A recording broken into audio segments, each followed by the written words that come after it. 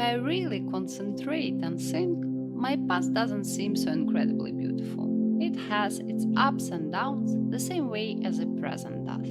But why bother with a tough sin concentration? The past was so good, but now everything is difficult, not under my control, boring, stressful, crazy, damn, all the good days.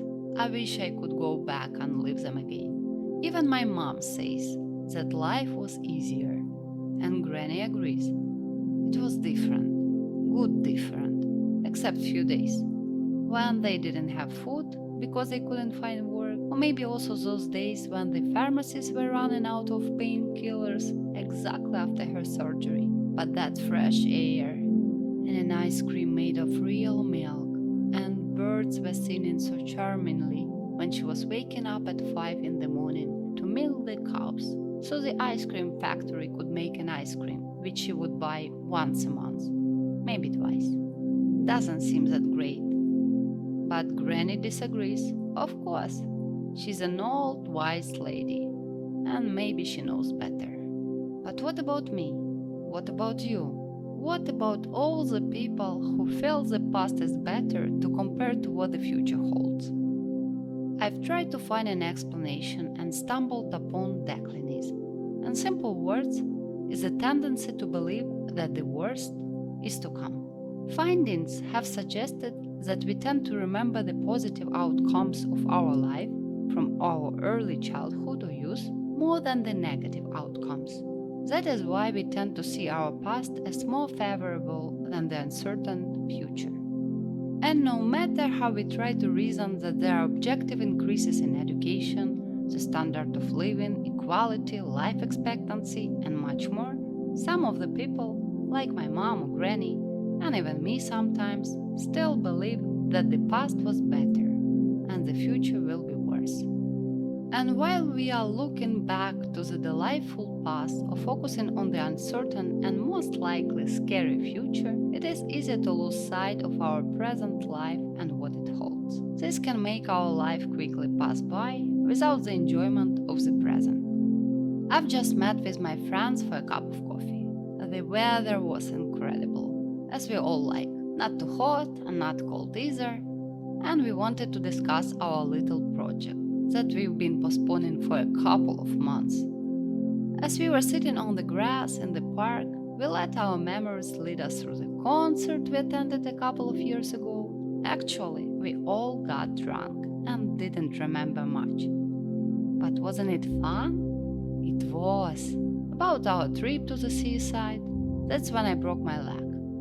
But wasn't I getting all the attention in the little unsanitary hospital?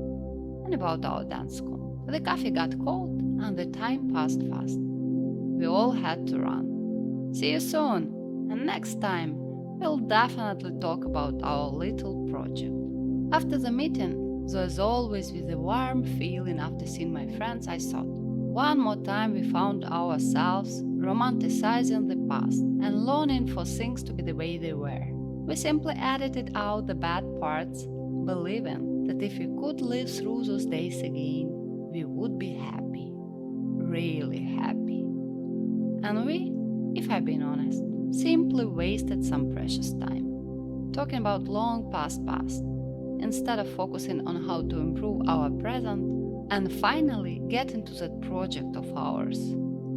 Is there a way to block or push aside all those memories? I didn't find one. And when I asked others, I got a justified question. What for? Memories are nice. I've checked what psychologists think on the subject, and their suggestions seem to be quite simple. All you have to do is to envision yourself pushing the worries or good memories behind a door and locking it. I managed to imagine the door. But when I was trying to open it, the memories of me fishing in the village with my cousin when I was 6 or 7 started to come. And they were so marvelous. Stopping thoughts isn't something I'm very good at. And how could I close the memories behind that ugly metal door?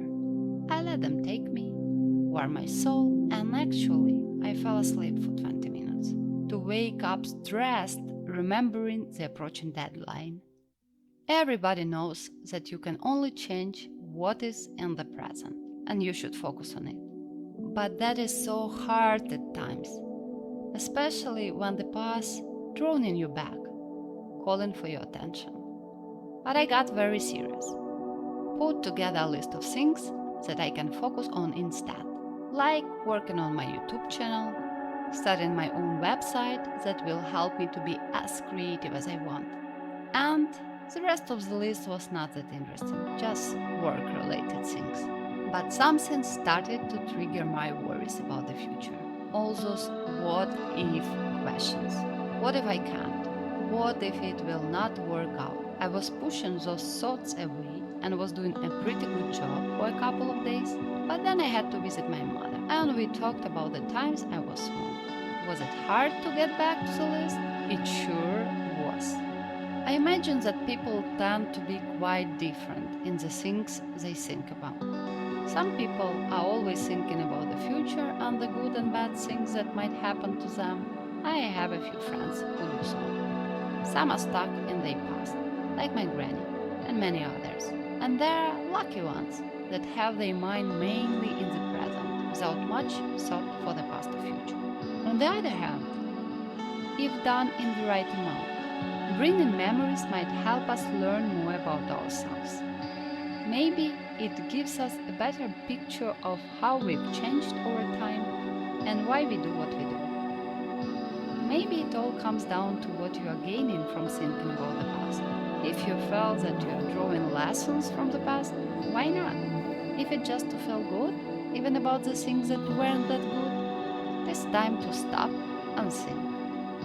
Think how to get rid of that little problem of yours, going back instead of staying here. There are only two things that we can truly control: our thoughts and our behavior. Bruce Lee believes that we must be like water. It always adapts the shape of its surroundings. It adapts to past, present, and future, going its way. It's simply unrealistic to expect you to feel the same way every single day of your life.